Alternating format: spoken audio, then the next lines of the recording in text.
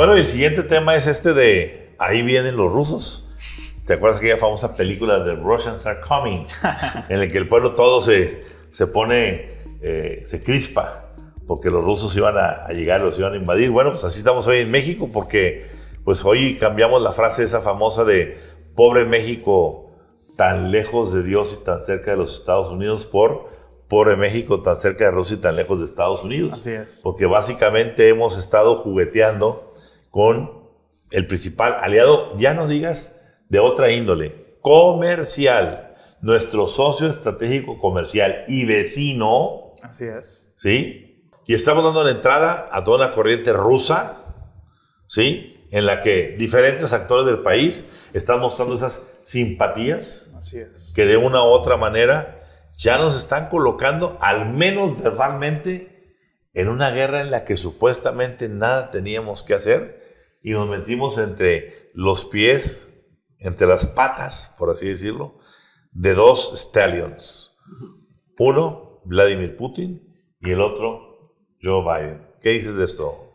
Bueno, pues ¿Verdad? El día de hoy sorprendió el jefe del Comando Norte del Ejército de Estados Unidos, Glenn Van Herk, en una audiencia con el Senado de Estados Unidos al afirmar que la inteligencia rusa despliega más agentes de espionaje en México que en cualquier otro país del mundo. Esto, según el jefe del Comando Norte, para incidir en las cuestiones internas de Estados Unidos. Y bueno, pues este es un pellizcón bastante fuerte al gobierno mexicano, que precisamente ha estado mostrando ciertas simpatías con el gobierno ruso, se ha rehusado a formar parte del bloque que está aplicando sanciones económicas hacia ciertos personajes importantes en la economía rusa. Y bueno, es una señal más también de una narrativa que surge desde antes del conflicto con Ucrania. ¿Qué dices del grupo de los amigos de Rusia? China No, el grupo mexicano de amigos de Rusia, el PT. Ah, claro, ¿no? Y de Morena, claro. Claro. A ver, ¿Qué dices? ¿Cómo es posible que el representante de México ante la ONU tome una postura profesional, moderada, criticando y condenando las violaciones a derechos humanos que ha habido en el terreno en Ucrania, y que el presidente, asesorado principalmente por gente como Ramírez Cuevas, imagínate, como Jesús Ramírez Cuevas, que es el vocero y que ya tiene un portafolio de influencia que va más allá de sus tareas esenciales, que diga, México no se va a sumar a las sanciones en contra de Rusia? El mismo día en que Joe Biden está en Bruselas reuniendo por primera vez a la OTAN, a la Unión Europea y a los países del G7, aglutinándolos para promover una ofensiva nueva de sanciones, una nueva ofensiva también militar para proteger la frontera este de la OTAN, México asuma un discurso que al menos en el régimen de Vladimir Putin se interpreta como un favor hacia Rusia. ¿Y por qué lo decimos? Porque se instaló el grupo de amistad México-Rusia desde el oficialismo con Morena y con el Partido del Trabajo para recibir al embajador de Rusia en México y para decirle, aquí nosotros nos vamos a mantener neutrales. E inmediatamente Ken Salazar se dio a poner. Acto seguido, Ken Salazar dice, no es posible que México le esté tendiendo la mano de esta manera a Rusia. Y la pregunta es, ¿por qué México no está alineando su política exterior con sus intereses estratégicos? ¿Cuál es el interés estratégico que tiene México con Rusia? Comercialmente, absolutamente ninguno, salvo algunas participaciones de empresas rusas en el sector energético que bien podrían ser sustituidas por cualquier otra empresa, empezando por Pemex. Y con Estados Unidos, por el contrario, pues tenemos un tercio de nuestra economía está definida por el comercio con Estados Unidos. Y el 70% de los energéticos, señores, está en Estados Unidos. Entonces, a ver, es un asunto de sentido común. Sí. No es un asunto tampoco de carácter ideológico. O sea, Rusia es el socio comercial número 30 de México. Exactamente. No tiene sentido. Pero además, yo creo una cosa más delicada aún. De una u otra forma, toda esta situación que estamos viendo ahora de esta posición mexicana frente a Rusia está terminando de abonar la narrativa para que los norteamericanos vayan increciendo hacia dar un frente importante con los cárteles mexicanos. Así es. A ver, digámoslo con todas sus palabras. La detención del famoso capo, el Huevo, de Nuevo Laredo, sí, ya es casi cosa pública, que no fue hecha por el ejército mexicano, la Marina mexicana, sino fue hecho por agentes enviados desde Estados Unidos que capturaron al capo y le corrieron la cortesía al gobierno mexicano de decirle, ahí lo tienes, lúcete, nada más que me lo entregas inmediatamente. Se captura en Nuevo Laredo, se manda para Ciudad de México y se entrega inmediatamente en Tijuana. Y la reacción de los allegados al capo capturado al huevo es incendiar el consulado de Estados Unidos en Nuevo Laredo para mandar el mensaje de que americanos no se metan en nuestro territorio. A ver, Ramón, ¿por qué el funcionario que celebra esta detención es el secretario de Relaciones Exteriores, Marcelo Ebrard, y no la secretaria de Seguridad, Así es. no el secretario de la Defensa, no el secretario de Marina o el propio presidente? Fue Marcelo Ebrard, el canciller mexicano que lleva la relación con Estados Unidos.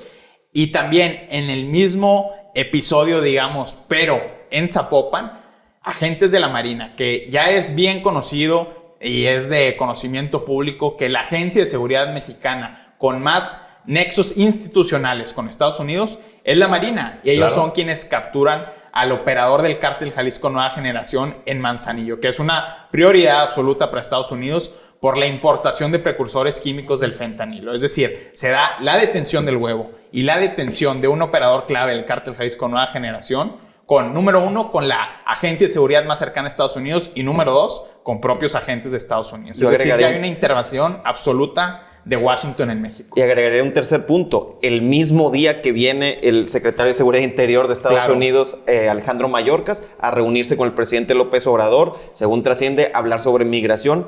Yo creo que hubo otros temas ahí que tocaron, ¿no? Y no olvidemos también, pues, el video filtrado, evidentemente filtrado ¿por quién? Pues por las autoridades norteamericanas, en donde un helicóptero sobrevuela un área fronteriza y prácticamente detectan una camioneta que piensan que son mojados o alguien que va a cruzar indocumentados, y resulta que son capos que están apuntándole al helicóptero, y el helicóptero de repente se desaparece porque sabía que si no volaban rápido, pues iban a quedar ahí abatidos. Toda esta cuestión, si lo incorporamos incluso con las declaraciones del gobierno americano, donde dicen ya no se confía en el ejército mexicano, y donde dicen los dineros que van a venir, lo dijo Biden, lo dijeron varios ahí, ya no van a ser para el ejército mexicano, se van a aplicar directamente acciones. Bueno, toda esta narrativa... A ver, Ramón, la iniciativa Mérida, que ahora se llama Entendimiento Bicentenario, que es para seguridad, dice, no se le puede asignar un solo peso para profundizar la militarización de la seguridad pública. Y en México, toda la estrategia de seguridad pública pasa por la Secretaría de la Defensa Nacional. Toda la Guardia Nacional, que es este cuerpo, digamos, de Policía Nacional, pues está compuesto y dirigido por militares. Entonces, esta iniciativa Mérida, ahora llamada Entendimiento Bicentenario, es un mensaje claro donde Washington le dice al ejército mexicano, no confiamos en ustedes. Y otra prueba de ello, en el contexto de la situación en Ucrania, dice Estados Unidos, yo necesito aliados. Hay una determinación que dice non-NATO allies, es decir, aliados que tienen casi el mismo grado que la OTAN, pero no pertenecen a la OTAN. Y ya... Tú imagínate para que el embajador, el canciller ruso diga que India y México, y tenga a México en la mente como un gran aliado, ¿de qué tamaño son los favores que están pasando? Y que Washington, esta etiqueta de non-NATO ally, se le otorgue primero a Qatar y a Colombia antes que a México. Es decir, la desconfianza respecto al ejército mexicano de Washington es total. Yo quiero aquí dar un contraste. La desconfianza es real de Washington con el ejército mexicano. Situación muy distinta con la Marina Armada de México. Y quiero hacer ahorita retomar el caso que menciona Ramón de las grabaciones que publica la Secretaría de Seguridad de Texas. No es ni la DEA ni Border Patrol, es la Secretaría de Seguridad de Texas quien publica estas imágenes. Y el reportaje publicado por el canal Fox News en exclusiva con estas imágenes menciona que los personajes que son vistos en esas imágenes tomadas desde el aire fueron posteriormente neutralizados por fuerzas militares mexicanas. No especifica si el ejército o si es la Marina. Al revisar los comunicados de ambos, la Sedena y la CEMAR, no existe registro de este operativo en esa región de la frontera con Miguel Alemán, Starr County en Estados Unidos. No hay registro. ¿Qué significa esto? ¿Son las autoridades castrenses mexicanas le están reportando directamente al gobierno de Texas? Los vehículos parece ser que son de la Marina los que se ven en eso. ¿Qué está sucediendo? Hay algo muy... Buen punto, Bernard. No olvidemos algo también, Rodrigo. Hay informes muy claros de que dentro del ejército no todo es bien sobre hojuelas sobre la 4T.